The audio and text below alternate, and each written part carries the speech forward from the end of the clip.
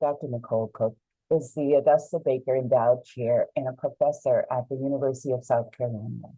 Her research and teaching interests include human information behavior, critical cultural information studies, LIS, library and information science education, and diversity and social justice in librarianship.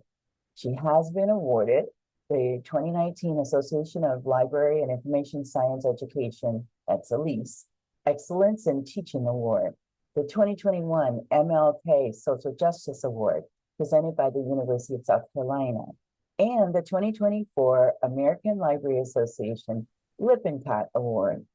She has edited and authored several books, including Information Services to Diverse Populations and Fake News and Alternative Facts, Information Literacy in a Post-Truth Era. Her forthcoming titles include the second edition of Information Services to Diverse Populations and Foundations of Social Justice, both of which will be published by ALA Editions. So Dr. Laverne Gray is an assistant professor at Syracuse University School of Information Studies. Her research focuses on the Black information experience, familial genealogies, community-based information networks, archives, and libraries. Her research is inspired by her ancestral family community, written about in her dissertation, in a collective voice, uncovering the Black feminist information community of activist mothers in Chicago Public Housing, 1955 to 1970, which examines Black feminist agency and community development among women, including her grandmother. Dr. Gray is a recipient of an early career research grant through the Institute of Museum and Library Services, Uncovering Black Lives Project, studying Black genealogical communities. Her scholarship has appeared in Library Quarterly, Libraries, Culture, History, and Society, Journal of Education of Library and Information Studies, Library Trends, and the International Journal of Information, Diversity, and Inclusion. Dr. Gray will lead us through the discussion portion, but I will now stop sharing my screen so that Dr. Cooke can start her talk. Charlemae Hill Rollins, an early advocate for diverse books. So good afternoon, everyone. It's a real pleasure to be here with you this afternoon.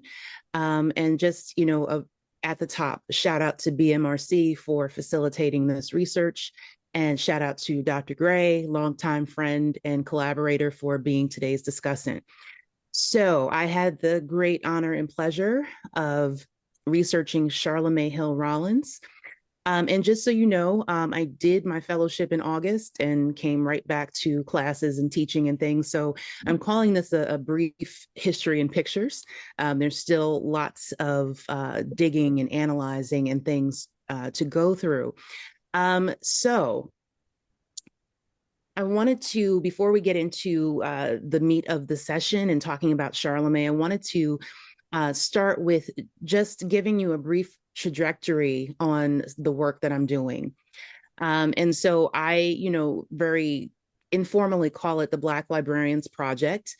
And really that is just my goal of learning as much as possible about our historical figures, right? Much like the movie Hidden Figures, we have so many Black librarians who have done amazing work, and theirs are the shoulders that Laverne and I and so many others stand upon. And so when I started doing this work, it was really because I had not personally learned about any of these figures in my graduate library education. And so when I started learning more about them, it was just, kind of this revelation, like, why have I not heard about these people? Right. And of course, I knew about library segregation and things of that nature, and how our largest membership organization, which is the American Library Association, was often on the wrong side of history when it came to segregation for libraries and also segregation for LIS education.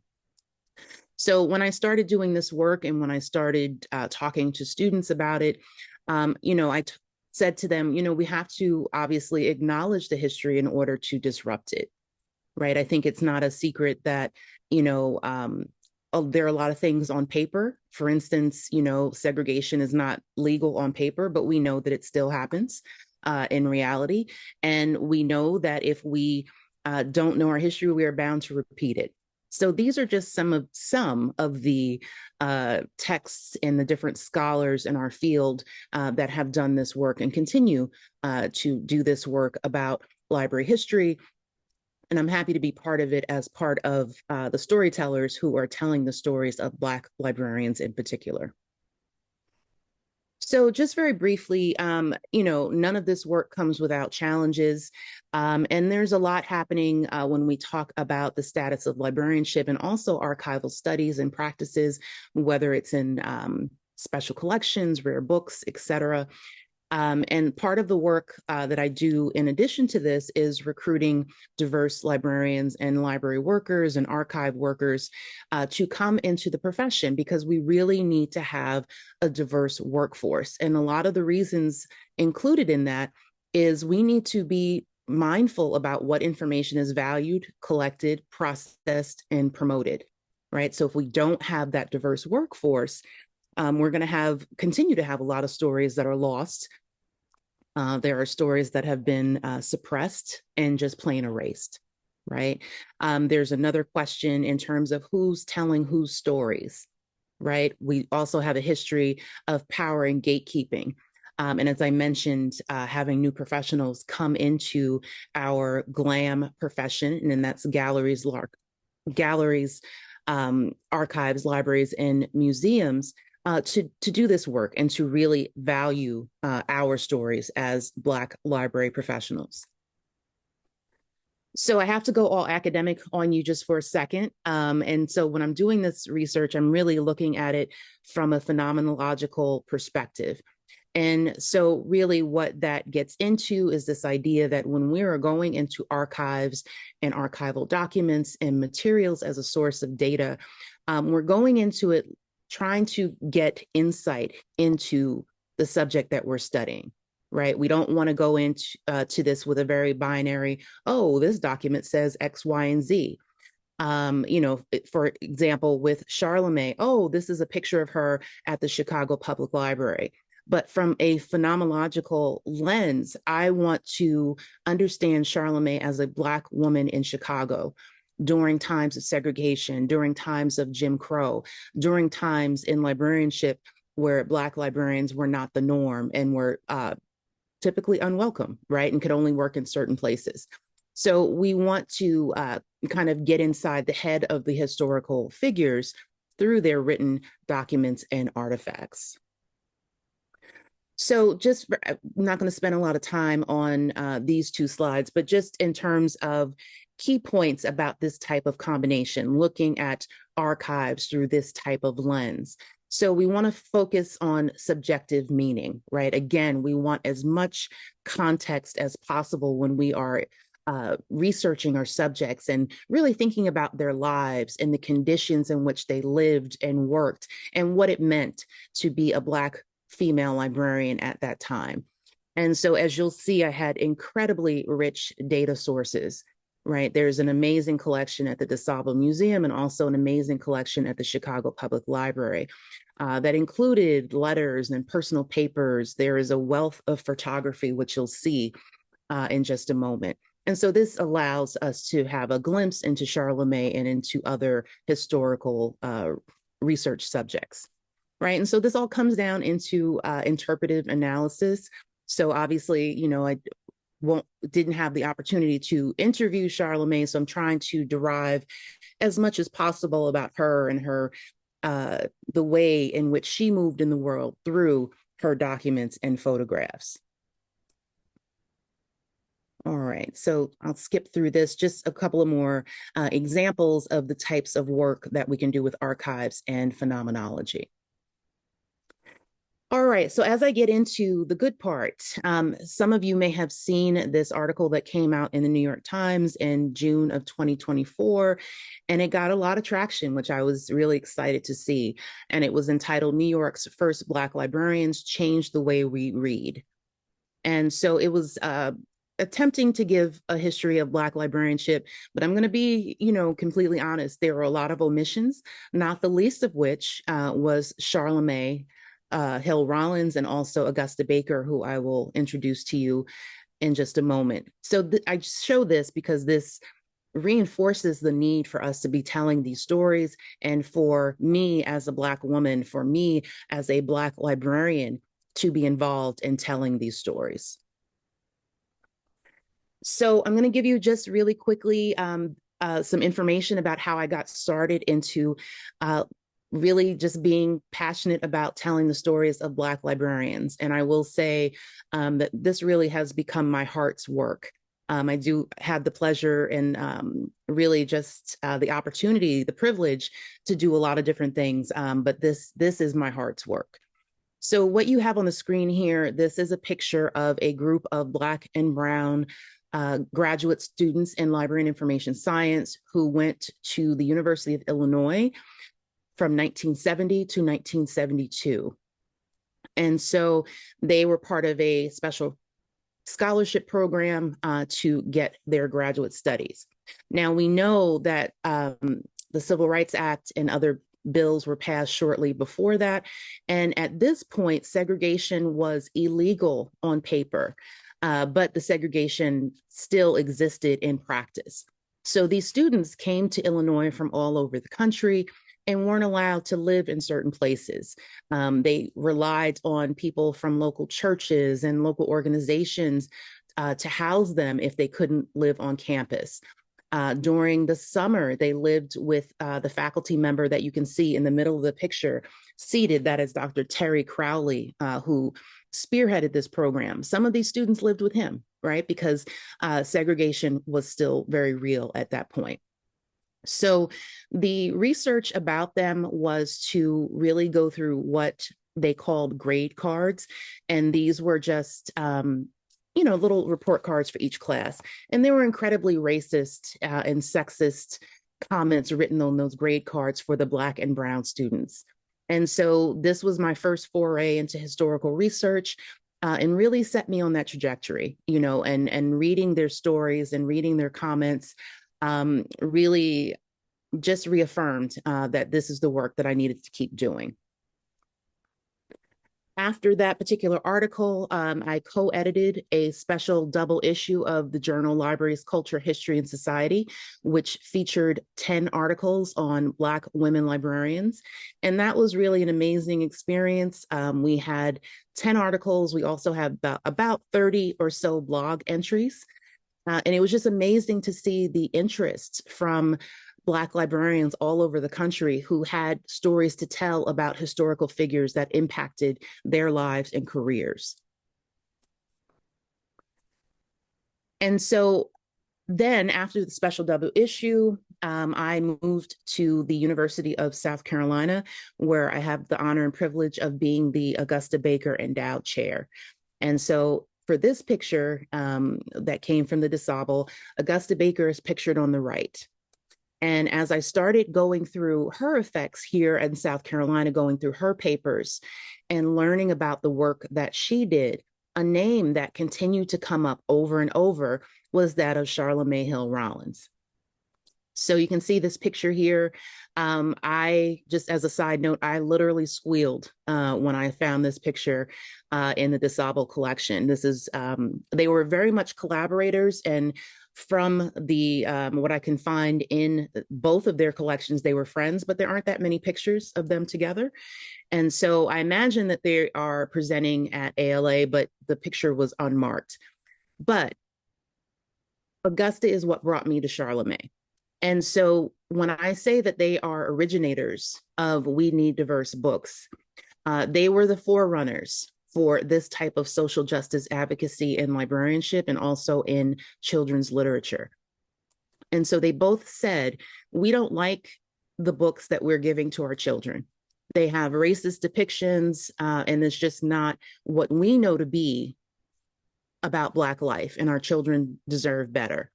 So they worked in tandem, right? So Charlemae was at Chicago Public. Augusta spent 37 years at New York Public.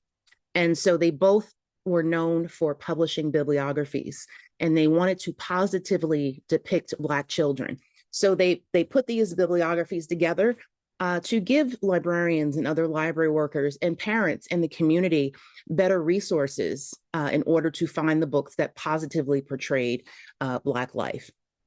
So Augusta wrote books about Negro life for children, which was subsequently renamed the Black Experience in Children's Books. And among the many things that Charlemae wrote, she wrote We Build Together, a reader's guide to Negro life and literature for elementary and high school use. So both of those titles went into subsequent editions. So with these bibliographies and the work that they did in the libraries, they both had significant influence in Black librarianship and children's literature. So this is another picture I found of them together. Charlemae is in the greenish suit on the left, and she's standing next to Augusta Baker, undated, no notes. I'm not sure who the smiling lady is behind them. Next to that is a letter that Mrs. Baker, Augusta wrote, or excuse me, that Charlemae wrote to Mrs. Baker upon the her retirement from New York Public. So there are some personal letters, you know, in the collections between them. There are some more formal work-related letters as well. They had a parallel experience in the American Library Association. So they really were quite the powerhouse when we were talking about establishing this type of inquiry in library and information science. So now I'm going to show you, I think, our amazing pictures from the Chicago Public Library collection and also from the DuSable collection as well. So Charlemae Hill Rollins worked at a branch of the Chicago Public Library, which is now the Woodson Regional Branch, and her collection is in the Vivian Harsh collection and repository. So I'm very grateful to that team as well. So these are some early pictures of the Hall branch, and that's the branch that Charlemae actually worked in. And she worked in the Chicago Public Library for almost 40 years. And so all of the pictures that we have in these collections show that the reading rooms were just teeming with people and Black children and Black adults and Black families, you know, really coming into the library to read and just be together. And there's so many pictures of Charlemae and her other library colleagues that are always interacting with their community, right? And so I'll talk a little bit about their community engagement in just a bit. So these are some pictures from the Hall Branch Library, right? So at Chicago Public, there is a great collection on Charlemae herself. And there's also a great collection that depicts the history of the Hall branch. And so I was working with both of these collections to try and piece together Charlemagne's career, her very long and prolific career at Chicago Public Library. So she ran reading groups, she did story time, she did everything that you might think that a children's librarian did in her position. And this was in addition to her writing. She was also very active in her community as well. And one of the things that you can see in the pictures from these collections is that she wasn't afraid to go beyond the four walls of the library. She was out and about in the community. She went to local colleges. She went to local community centers, really to share this love of reading with her community. So these are a couple more pictures of her doing that work. I wanted to include and mention the picture here on the right. Charlemae was very much a family woman, and she had an amazing relationship with her family. She had several siblings. And on the right here, she is pictured with her mom, Bertie. And Bertie came to live with Charlemae in Chicago after the passing of Charlemagne's dad. And Charlemae often took her to her events. And, you know, when her books were published and her bibliographies were published, Bertie was there. And there are pictures of Bertie, you know, holding up Charlemagne's works. There was also a really amazing set of handwritten letters in the DuSable collection from Bertie to Charlemagne. And these were the original letters. And Bertie would tell her about the family, and Charlemagne would write back. And there was one particular exchange that really, hit me in the heart, where one of Charlemagne's publications came out and Bertie said, okay, I want you to sit down and I want you to take a rest, right? You've done enough, you're doing amazing work, and now I want you to take care of you. So that was really heartening to see that relationship that Charlemagne had with her mom. So I'm going to give you a couple of things from the DuSable collection as well. And shout out to their archivist, Colin Lago, who is just a real gem and made this particular research possible. So whereas the collection at Chicago Public Library really depicted more of Charlemagne's career and her work life, the DuSable collection, which is named for her and her husband, Joseph, that was really more of their personal life and their family artifacts. So on the left-hand side, you can see this is a picture of Charlemagne when she was 6 months old. And interestingly enough, she was actually named Charlie May. Now, I didn't see anything else that explained kind of the transformation of her name to Charlemagne, but that baby picture says Charlemae Hill. And as Allison mentioned, Charlemagne's family was part of the Great Migration. She was born in Mississippi. And again, on the right, another picture of her doing some of this outreach work that she was known for when she worked at Chicago Public. As I mentioned, she was a really strong family woman. On the left-hand side, that is a picture of her and her husband, Sergeant Joseph Rollins, Joseph Sr., if you will. In the middle, you've seen this picture of her and her mom, Bertie. And on the right is a picture of Joseph Sr. and Joseph Jr. They had one son. So yeah, it was really wonderful to see their family trajectory. There was also a lot of information about Charlemagne's family in Mississippi, about siblings and cousins and other family members who were teachers, and Bertie was a teacher, and there was a lot of information about Bertie's education, which was super significant at that time. So as I mentioned, Charlemagne was a master of community engagement. So again, she was at different colleges in addition to community centers in different places outside of Chicago Public, doing that what we call community engagement, that real significant outreach work. So not only welcoming people inside the library, but certainly going out into the community, working with them, and then inviting them back into the library setting. So the two pictures on the left, this was a book club that she did with some Black students at a local college. And the others are Chicago Public pictures. Of note, I want to point out this third picture that has Chicago Public Library at the top. She is holding a copy of a book called The Christmas Gift, and that was one of her major publications. So again, doing a lot as an author and as a librarian and social justice advocate. She was also a global advocate for children's literature and literacy and librarianship. She was the chair of the Caldecott Newbery Awards Committee, which is one of the American Library Association's most prestigious awards for children's book authors and also illustrators. And it was really rare to have a person of color in these roles in the American Library Association. Actually, still is in 2024.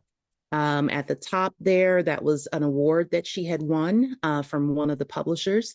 The publishers really loved her because she did a lot to enhance their collections, which, in turn enhanced their sales and raised their visibility in different communities. And in the bottom right, she was actually part of a committee that reviewed and awarded a book for the Nobel Prize Committee. So that is actually a picture of her in Sweden awarding the woman on the left her award on behalf of this organization. So she was a world traveler. She was definitely one of the best representations we could have for our profession. All right. And as I mentioned, an originator of We Need Diverse Books. All right. So that was also a huge part of her legacy with Augusta. And that's about it. I have a couple more pictures of her from the DuSable collection. Again, that's Joseph Sr. at the top, and that is her at the bottom doing her work at Chicago Public. So as I said, there's lots more to come. Eventually, I would love to write a book about the parallels between her Charlemagne's life and career with that of Augusta Baker. So much more to do, but just really thrilled to be able to even get this glimpse of her life and her career through these pictures. So again, many, many sincere thanks and gratitude to the BMRC, to the DuSable. I shouted out Colin earlier, and to the Chicago Public Library Woodson Regional Library, which houses the Vivian G. Harsh Research Collection. So thank you so much, and thank you for letting me share Charlemagne with you today.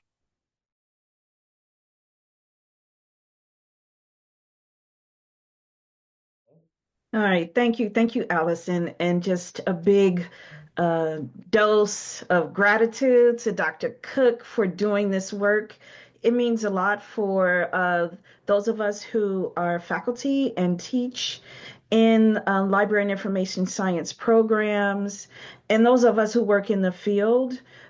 This story and the many others that you've helped uncover in the field are a blessing to the profession and will have long-lasting impact, just as Augusta Baker and Charlemagne have made. And so right now, I'm going to ask if you have any questions to put them into the chat, but I'll begin the conversation. And I just wanted to start with your whole issue, not issue, but your whole process of unearthing, right? And unearthing this kind of connection and partnership.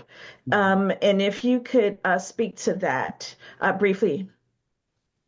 Yeah, Dr. Gray, by partnership, do you mean with the libraries or do you mean? Oh, I'm sorry, between Charlemagne and Augusta. Oh, yeah. Yeah. Absolutely. When I got to South Carolina, occasionally I will have either former students, but usually folks in the field who worked with Augusta, who will send me stories, about her, and I've had the blessing of receiving several of books that were autographed by Augusta.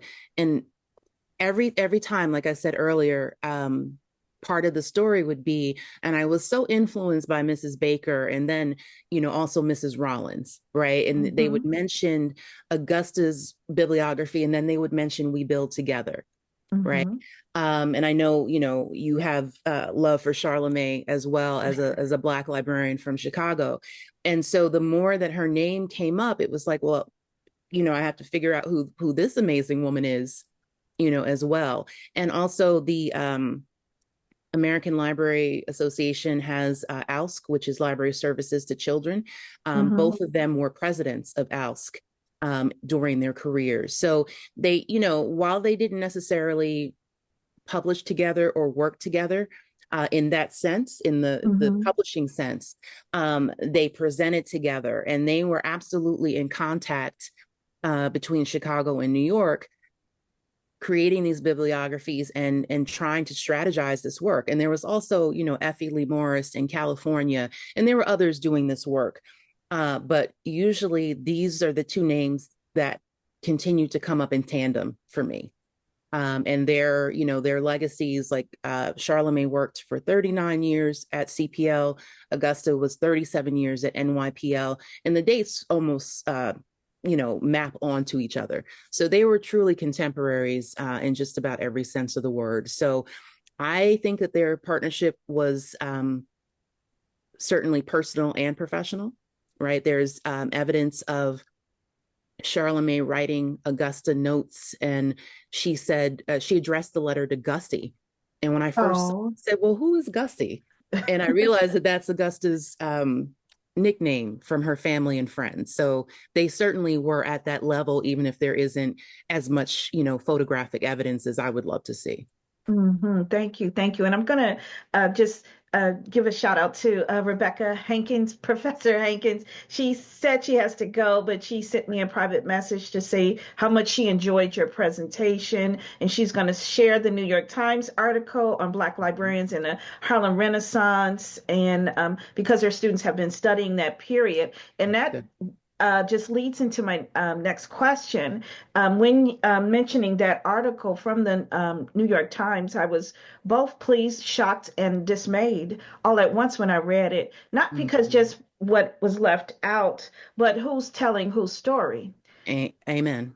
All right. And so just to, kind of speak to that, what's, even from those that you cited at the beginning in the trajectory, Mhm. nothing against Wayne Wiegand or other scholars, but could you speak to us a little bit about that?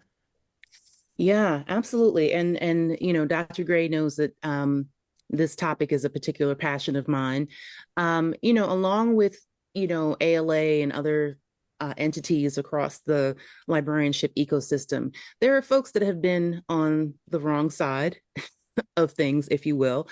Um, and by that, I mean there has been, if I'm being candid with you all, there's been some exploitation of Hmm. the stories of Black librarians and Black librarianship. Hmm. Now, on one hand, if we really kind of unearth this context, there were white professionals, white scholars who were probably the only people who had access, to these collections, and for a long time may have been the only ones able to tell those stories. Hmm. And that is no longer the case, right? Hmm. Um, and I think, and I'm not even going to say I think, I know that there has been pushback saying, now that Laverne and I and so many others, Renata Chancellor, and others of our colleagues, that we are telling our own stories. There is some pushback because now folks are saying, well, I told these stories. Great, but we're here now. And so we Hmm. are ready, willing, and able to tell our own stories. Um, Hmm. and I don't, again, like you said, by no means disparaging other scholars, but I do want to point out the difference between appropriation and appreciation. Hmm. And some of the work that we've seen, some of the presentations that Laverne and I have seen at our conferences, I think they lean more to the appropriation side. So, I think that we, again, like I said, about having a more diverse workforce, about who's collecting our stories and preserving our stories, we have to be much more intentional and careful about who is telling our stories. And Dr. Gray, it's a perfect example of the New York Times article, because another of our colleagues, Ethelene Whitmire, Yes. she was interviewed for that article, and I know for a fact that Ethelene told this reporter about Augusta Baker, and it still didn't show up, right? And this is because this writer doesn't have that history, doesn't have that Hmm. context, right? Hmm. So yeah, I'm a co-editor of the journal Libraries, Culture, History, and Society now, and that was where my first article was published, archival history article. And we now have a policy that if you are writing about a community of which you are not a part, you must have a co-author from the Hmm. community, right? Hmm. And we want to make sure that there's that balance and really that respect. And it's not going over well. I'll tell you that much, which says a lot about how stories in our profession have been told to date. Right, we're unlocked. We have the key to the gate. No more keepers. We have the key now. So Absolutely. thank you for that. And so, Absolutely. yeah, and yeah, again, I'm saying if there are any questions, and I could go on and on all night with Dr. Cooke, but I'll start again, just going in order about where she was born and her family, and Yeah. because of my interest being in genealogy, and it was didn't.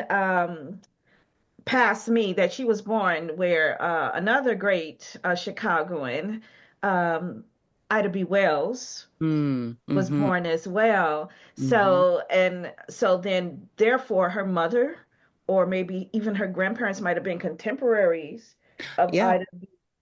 and who also was a little young school teacher down Mhm. there near Holly Springs as well. So just, want you to elaborate on what you were able to discover or uncover, I'm sorry, unearth Yeah. about her family and those family ties in relation to her professional life. Yeah. Like I said, her mom her mom was a housewife and Mm, then went back to school. And there were even some of Birdie's report cards and her certificates and how she was able to progress in her own field. And so education was really important for Charlemagne and her siblings. And hmm all of her siblings were successful and had education. And I really believe that because Birdie took education so seriously, that she made sure that her husband, or excuse me, that her children and her husband, that they made sure hmm that their children had opportunities to do more. And I have to go back and look. I don't have it in front of me when hmm Charlemagne moved. I believe she was a young adult and she Yeah, moved. she was. Yeah, to Yeah. Chicago. Yeah. And that was part of her schooling and hmm moving north to get that education.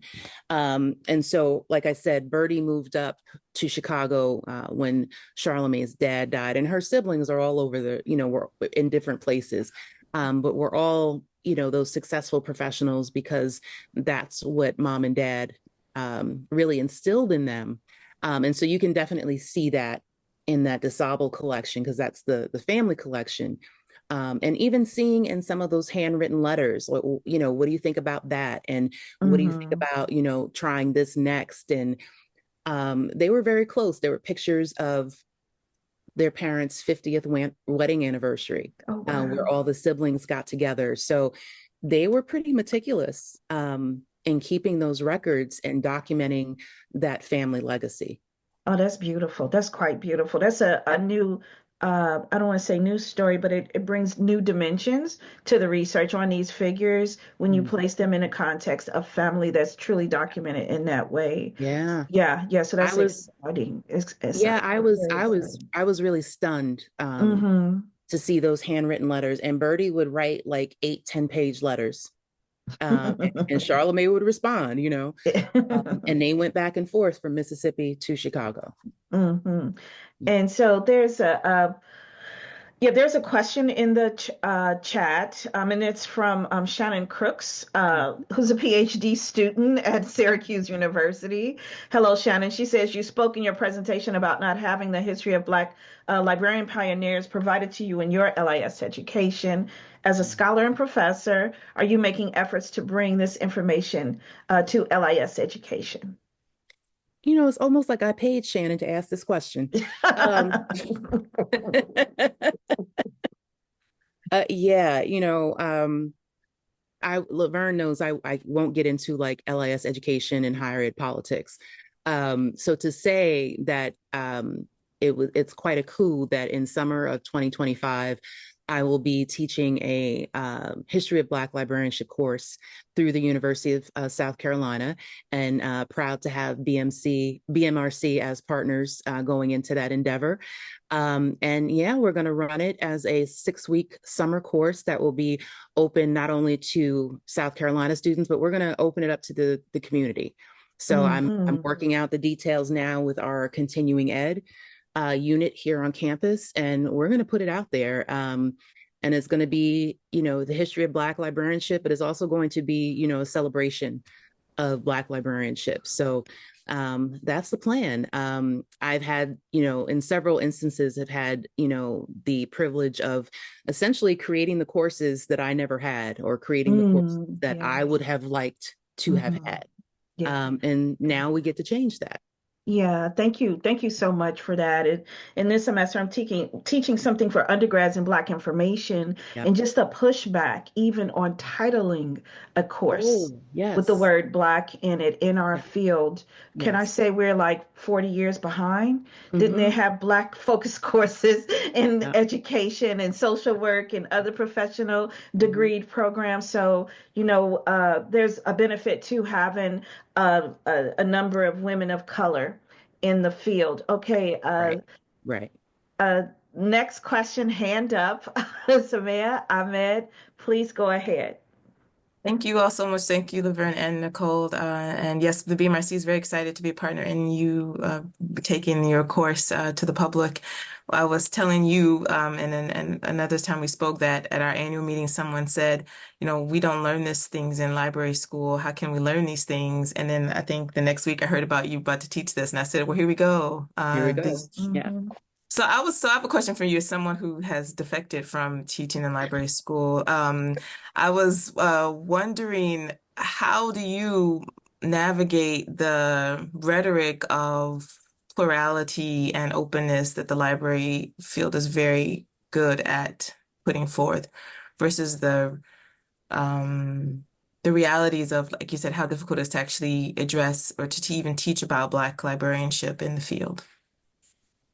Yeah, it's a great question. And also, shout out to the Black Caucus of the American Library Association, who has done such heavy lifting to keep Black librarianship front and center, and teaching us who didn't have opportunities in library school to learn about our ancestors. Samaya, to your question, and even to Laverne's point, the politics around curriculum in library and information science is extraordinary. And I'm sure, we're not alone. I know other disciplines have their own issues. And, it really is about, it's just like the profession. We have to have more people of color, more Black people in positions to create and deliver curriculum. We need them in leadership, right? Because I can't offer a class if my director doesn't permit it, right? So there's all these different layers. And so there are some hits, that we have to take. For instance, yesterday, I had a meeting with my administration. I have another course entitled Social Justice Storytelling. I have to take social justice out of the title. My syllabus will not change, right? So there are some concessions that I need to make. There's a lot of fighting, that we have to do. And I remember when I first started teaching in the area of equity, diversity, and inclusion, and that was a little bit before I got to those Carnegie scholars that I showed you in the very beginning. I had lots of colleagues say, I'm not interested in that. That's Nicole's stuff, right? Not history, not legacy, that stuff. She can teach that stuff. So, it comes from all sides, but we are going to persist in that work. And, I think, Samaya, to your point, in addition to this work, right, I'm actively recruiting Black students of color to come to my program, right? If they don't come to me, I want them to go to Laverne, right? I just want them in these programs, and I want them to go into the profession. So as Laverne said, we can continue to maintain the keys to our own gates. So it's you see this class and it's amazing, it's wonderful. We're going to make the most out of this opportunity. But I would be remiss if I didn't say that this was a long time coming and that this was not an easy proposition. Yeah, thank you. Thank you so much for that. Any other questions from the audience? Please feel free to raise your hand or unmute or show us your face. If not, go ahead. Yeah, I was just going to say, if people are still thinking about questions, I was talking to Laverne and Allison as we were kind of prepping to come on today. And, there's a whole other body of research that needs to be done about the gatekeeping and about the role that relationships play in getting access to these stories, right? So there are amazing collections all over the country, all over the world. We don't know about them. And if we know about them, it can be exceptionally difficult to get access, right? So shout out to Allison for getting me in touch with Colin, right? Shout out to Colin for, he's only at the DuSable, half of the year, right? So I made sure that I was there when he was there. There are archives I won't name names, but there are archives in other places that after 10 years, I have still not received access to. right? And then there's like internal politics, and then there's some jealousy, I think, right? Well, I don't want you to have access to that collection because I want to write about that. And it's like, well, go ahead and write. What I write is can't be the same as what you're going to write, right? So there's still so much context and so much politics, for lack of a better word, in terms of getting access to these stories. So when I talk about who's telling whose stories, there's so much more to that, right? Because there are stories that are still being suppressed or hidden for a variety of different reasons. Yeah, exactly right. And there's room enough at the table for everybody. All of us. We haven't even began to touch on the many dimensions of the contributions of, people of color at large, but of Black people specifically in this field we associate with libraries and information. So we're just really at the tip, and there's so much more that needs to be done. Many different textbooks and articles and, futures, and go ahead. And I was just going to piggyback on that and say that there is such a wealth of information for this summer class. Like there is no shortage. Exactly. Of books to read, in part thanks to Dr. E.J. Josie and the Black Caucus. I mentioned Renata and Ethylene, and just, there's so much there, right? So we're only going to, scratch the surface, but we're going to give the participants and the students that foundation, that they can go forth and hopefully inspire them to help us tell these stories. Yeah, definitely. Yeah. Absolutely. Yes. Wow. This has been really a wonderful hour today. Thank you so much, Dr. Cooke, for sharing this important work that you're doing, and letting us all really get a sneak peek, because I know, like you said in the beginning, you have so much more to do, and you're still uncovering and writing. Absolutely. And Dr. Gray, I think it was a great pairing to have you two together today, and I appreciate your input and insight and leading us in the discussion today. So thankful and full of gratitude for both of you. And Dr. Cooke, please do keep the BMRC abreast. Always. And thank you all for joining us. And I will say again that the fellowship for 2025, summer 2025, its application period has opened. I put a QR code here. You may know someone, or you may be interested yourself in applying. Please look online to get more information, and don't hesitate to reach out to me. I don't want to keep everybody too long, but I wanted to mention that once more. And also on the 21st, next week, we will hear from another fellow in her talk, Olabaki Goriola, who is a PhD candidate at Northwestern. And the topic is Dancing the Archive, Colorism and Dark-Skinned Female Dancers Representation. All right. Well, thanks again, everyone. And have a great day. Thank you so much. Thank you. Bye-bye. Take care. Bye.